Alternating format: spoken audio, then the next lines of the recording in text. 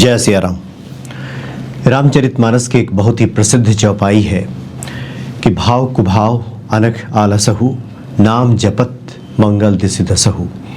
आप ईश्वर का नाम चाहे भाव से लीजिए चाहे कुभाव से लीजिए, हर स्थिति में आपको इससे लाभ ही मिलेगा, आपका मंगल ही होगा, चारों दिशाओं से आपकी रक्षा होगी।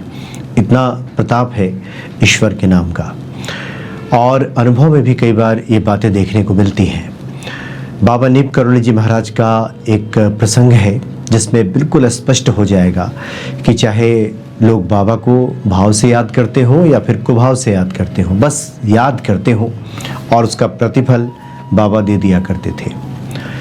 कई बार ये होता था कि कुछ जो भक्त हैं मिलने जाते थे, उनकी भक्ति रहती थी, लेकिन परिवार के ही कुछ सदस्य, अभी आवश्यक तो नहीं कि सभी भक्त हो, कुछ अन्य जो परिवार जन होते थे, अगर बिगड़ैल किस्म के हैं और बाबा के कोई भक्त है जाकर के कह दिया कि परिवार में इस प्रकार के भी लोग हैं, बाबा उन पे भी दया कर दीजिए, तो बाबा उन परिवारजनों पे भी दया कर दिया करते थे।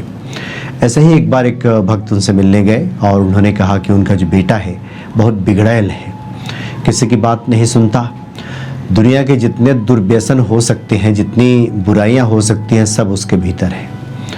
नशा करता है, जुआ खेलता है और तमाम तरह के दुर्गुण उसके अंदर हैं। इसकी वजह से उसका विवाह भी नहीं होता, काम धाम कुछ करता नहीं है। तो बाबा ने दया करके, चूँकि उस ज़माने में ऐसा होता भी था, और बाबा की कृपा कि सरकारी अधिकारियों से कह करके बाबा बहुत से लोगों की नौकरी भी लगवा दिया करते थे। तो सरकारी अधिकारी से कह करके बाबा ने उस बिगड़ैल नवयुवक की नौकरी लगा दी। ना उससे कोई भक्ति से वास्ता था, ना बाबा के प्रति कोई प्रेम था, लेकिन भक्त ने कह दिया था तो इस प्रकार से बाबा ने कृपा कर दी थी। लेकिन हुआ यह कि नौकरी लगने के बाद बाबा ने उसकी शादी भी करा दी, क्योंकि बाबा शादी वगैरह भी करा दिया करते थे। जहाँ जहाँ जाते थे बहुत से लड़के लड़कियों के बारे में उनके पास जानकारी होती थी, परिवारजनों से मिलते थे और विवाह वगैरह भी करा दिया करते थे। तो बाबा के कहने से ही उस बिगड़ैल जो नवयुवक है उसका विवाह भी हो गया था। लेकिन जब उसकी नौकरी लग गई, सरकारी नौकरी, और पैसे आने लगे, तो उसका जो बिगड़ैलपना है और बढ़ गया, और ज़्यादा बदमाशियाँ वो करने लगा।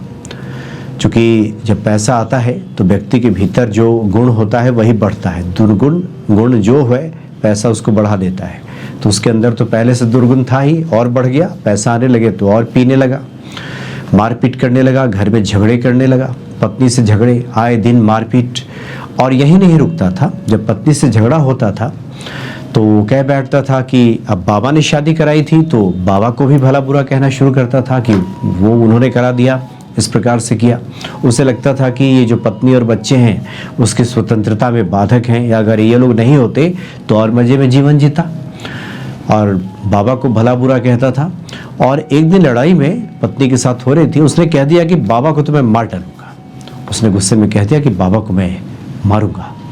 और सिर्फ उसने कहा ही नहीं, उसने मन में ठान लिया, इरादा उसने पक्का कर लिया कि बाबा को वो जान से मार देगा। तो बाबा एक बार जब पहुँचे तो वहाँ किसी के यहाँ ठहरे हुए थे, तो उसे जानकारी मिली, तो वो पहुँचा वहाँ बाबा पर हमला करने के इरादे से, चाकू वगैरह लेकर के छुपा करके पहुँचा। लेकिन जैसे ही पहुँचा, वो अंतर्यामी बाबा से बातें तो छुपने वाली थी नहीं। बाबा ने उसको देखते ही तुरंत अपना कंबल हटाया और कंबल हटा करके कहा कि देखो, मारने आए हो तो मुझे, आओ मारो मुझे। लेकिन ये बात देख करके वो जो युवक है वो थर्रा गया। उसे लगा कि उसके इरादे को बाबा ने कैसे भांप लिया। तो बाबा की क्षमता को जान करके वो डर गया। लेकिन तब तक लोगों ने पकड़ लिया, उसके पास से चाकू बरामद हुआ, उसको लोग घसीट करके बाहर ले जाने लगे। लेकिन बाबा को उस पर दया आ गई, क्योंकि पिछले कई महीनों से बाबा को लेकर के उसके मन में कुविचार चलता था, कुभाव रहता था कि इन्होंने मेरी शादी कराई है, और दिन रात बाबा के बारे में सोचते रहता था। उन्हीं का चेहरा हमेशा उसके ध्यान में आता था। भाव अच्छे नहीं थे, कुभाव से ही उनको हमेशा ध्यान में रखता था। हर पल बाबा की ही छवि उसके मन में घूमती थी कि बदला लेंगे, बाबा को छोड़ेंगे नहीं, बाबा ने ऐसा क्यों कर दिया, मेरा विवाह करा करके जीवन बर्बाद कर दिया, बाबा बाबा बाबा बाबा हमेशा उसके मन में चलता था। तो एक कुभाव वाली स्थिति थी। और उस कुभाव वाली स्थिति के बाद भी बाबा ने उस पर दया कर दी। चूँकि बाबा को स्मरण में रखता था वो, तो जैसे ही लोग उसको घसीट कर बाहर ले जाने लगे तो बाबा की जो कृपा दृष्टि है उस पर बरसनी शुरू हो गई। बाबा ने कहा कि छोड़ो इसे, और जैसे ही बाबा ने स्नेहल दृष्टि डाली, बाबा की कृपा बरसी और बाबा ने कहा कि सुनो इधर, तो बिल्कुल एक सुधरे हुए बच्चे की भांति बाबा के पास वो धीरे धीरे पहुंच गया। बाबा ने उसके सर पे हाथ फेरा और उसके बाद बात ये आती है कि उसके मन का जो भी कुविचार, कुत्सित भावनाएं थी, ये जितने दुर्व्यसन थे, दुर्गुण थे, सब समाप्त हो गए। और उसके बाद वो तो बाबा का भक्त बन गया और फिर बहुत ही सरलतापूर्वक सुखमय जीवन उसने व्यतीत किया भक्ति के साथ। तो बाबा ऐसे दयालु हैं, ईश्वर का ये प्रताप है, ईश्वर की ऐसी महिमा है कि आप उन्हें चाहे भाव से पुकारिए, कुभाव से पुकारिए, आलोचना कीजिए, प्रशंसा कीजिए, लेकिन अगर ध्यान में अगर बाबा हैं, हनुमान जी हैं, तो उसका प्रतिफल निश्चित तौर पे मिलता है।